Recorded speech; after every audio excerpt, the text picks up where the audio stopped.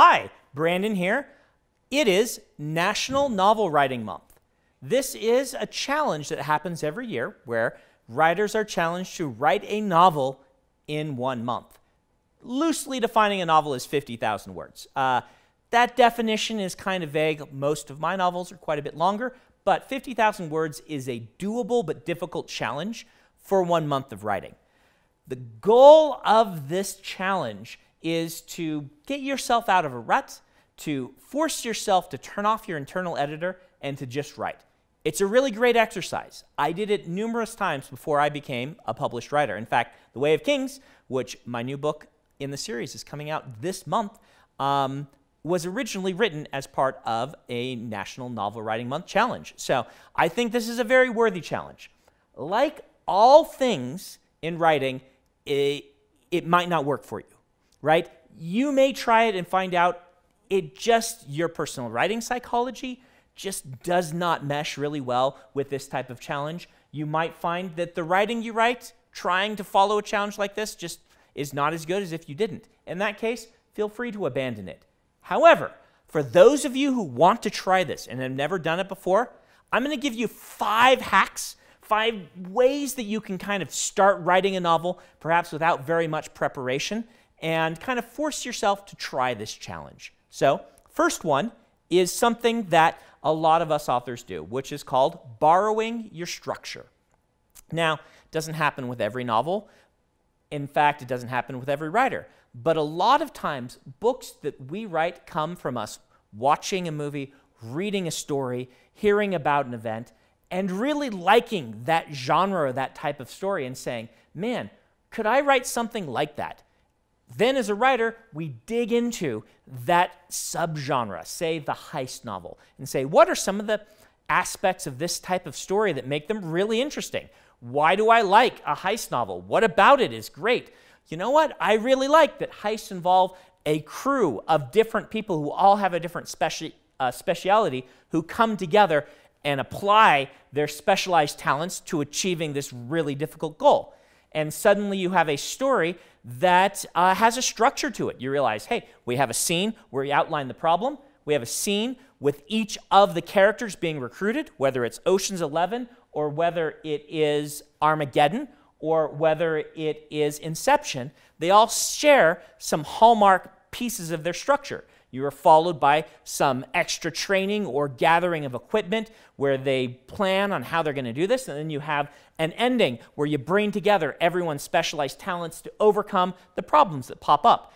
If you have a favorite genre of story or a type of story or even just a movie you've loved, one way to get yourself into writing and kind of maybe have, so to speak, some training wheels on is to go watch that movie and say, all right, can I boil this down to its fundamental structure, then rebuild that structure with a new set of characters and a new problem to solve and a new character arc that is my own. A lot of times this works really well if you transpose the genre. If you say, really love the stories that are told in Regency romances done by Jane Austen. And you say, what if I took this same structure and I made it a Western instead? These sorts of transpositions can also help you add a little more flair, a little bit more of your own style, but you still, like I said, have those training wheels. It doesn't have to be training wheels, though. A lot of professional writers will do this same sort of thing when coming up with a story. They'll look to the successful stories told of this trope in the past and borrow that structure. Do be aware that you shouldn't be enslaved by that structure. You should be able to adapt it to your story, but it really can help, particularly if you're trying to write something in 1 month, to have a structure, an outline already provided. Number 2, cool way to start writing a book if you've never tried it is to begin with a monologue. Even if your story isn't going to be first-person perspective, meaning it's not going to be told from one character's viewpoint telling the story as they are experienced it. You can still really get into a character by basically interviewing them or having them tell you about a really important time in their life, and you write it out as if they were sitting there and telling you about their story. A good friend of mine, Dan Wells, several of his books began with him saying, all right, if this character were going to explain their life to me in 5 pages, what would it be? And he wrote those 5 pages, and then that Was the character kind of explaining themselves to Dan? Really, it was Dan figuring out interesting things about this character. Now, this probably won't end up in your final book, but one of the cool things is if you design it the right way, this can become, pieces of this can be the little blurbs, we call them epigraphs, at the start of chapters. Could be excerpts from the character's journal or diary or something like that. Maybe you'll just love this format and write what we call an epistolary novel, which is a novel written entirely in journal forms or in people's writing. It's kind of the found footage version of novels. So give that a try. Just have the character write as if you were them explaining about their life. Number 3, one way to really dig into a character is to ask yourself, what does my character want?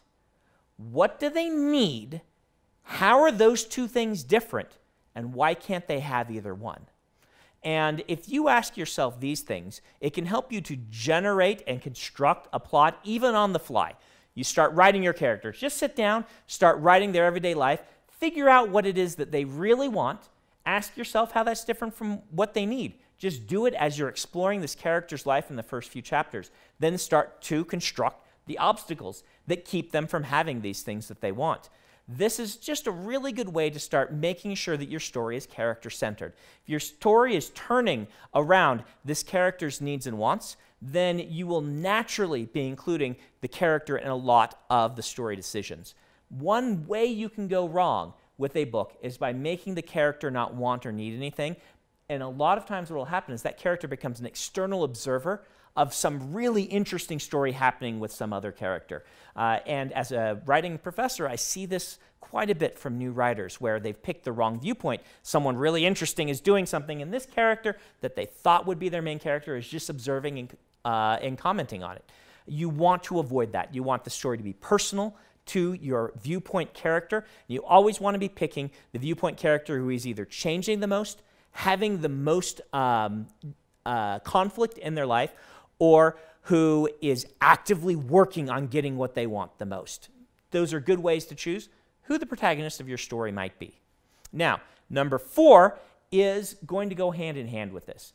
Let's say you're working on this, but you're like, Brandon, I still don't have a structure for my story. I know what my character can't have. I know why they want it so badly, and I know the difference between their want and their need.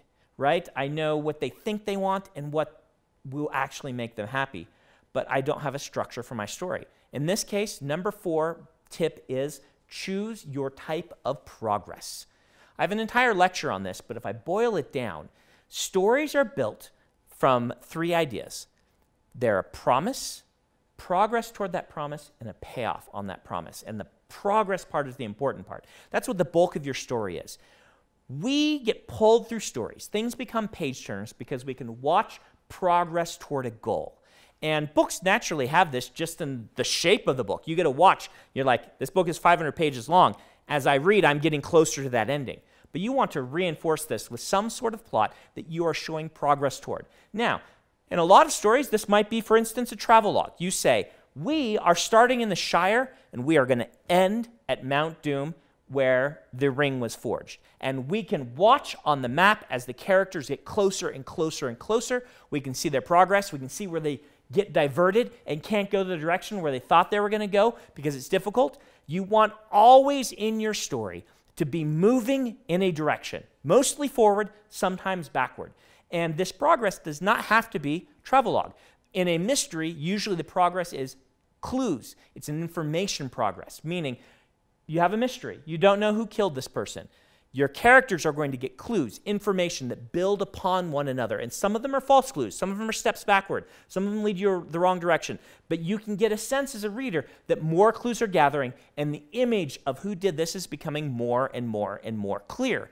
So decide your type of progress and make sure that you are signposting that progress is being made. Most of the time, when readers complain about a story not moving quickly enough, not having good pacing, or not being a page turner, it's because the author is not signposting the type of progress that the story is supposed to be making. You can misalign this sometimes. You can say you're writing a romance when really you're writing an adventure story, and so you signpost the romance, but the reader's feeling like we aren't making any progress because you gave a bigger signpost about the adventure, and the reader thinks this is what the story's about. It is possible to do both hand in hand, and a lot of stories do this, but My tip to you is decide what type of progress are you going to expect the reader to feel moving through the story, and make sure you split that up, divide it up, give us a trail of breadcrumbs along the way, indicating that we're making that progress. The last piece of advice I would give you to try to write a book in a month is to prime your mind. Before I write, I really like to do something else for a little while. And if you're going to be writing consistently to try and hit this 50,000 word goal, you're going to be writing 1,700 words a day on average is what I believe it's going to be. It's a lot of writing if you haven't done it before. And a lot of times you'll run into situations where you're like, I have no idea what to do next. One way to avoid this is to prime your mind with what you're going to write before. This works really well when you have some sort of empty space in your life where you can't be writing because you're doing something, but you can be thinking. Maybe it's during your commute. Maybe it's during your morning workout. Maybe it's when you're doing the dishes or mowing the lawn, something that keeps your body active but leaves your mind free. Instead of letting it drift off, say, all right, when I write my next section of my story, what am I going to do? What's the exciting thing I can have happen? What is a way I can write this scene that is going to feel different and interesting and fascinating? Why will this scene be a reader's favorite scene in this given book? And imagine it, play it through. Put on headphones, if you're like me, and play some music that matches the tone of the scene that you're going to write. And prime yourself so that when you sit down to work on that scene, you just get going because you've thought through this 3 or 4 times during the commute. You know where this story is going for this next 1,500 words, and you can just write it. This is really handy if finding writing time in your life is difficult. If perhaps you're not doing the November challenge, but you still want to write a book, and your life is just really hectic during the week, but you have time during your commute, think during that commute, what am I going to write? And then on the weekend, give yourself 2 hours and sit down and get that stuff you imagined down on the page. You will be surprised at how quickly you write a novel if you were able to dedicate some brain space to it. Anyway, I hope that you'll be successful in your writing journey. I'll be back on this channel several times during this month to give you some other pieces of advice or maybe some pep talks on how to write your novel, and good luck to you.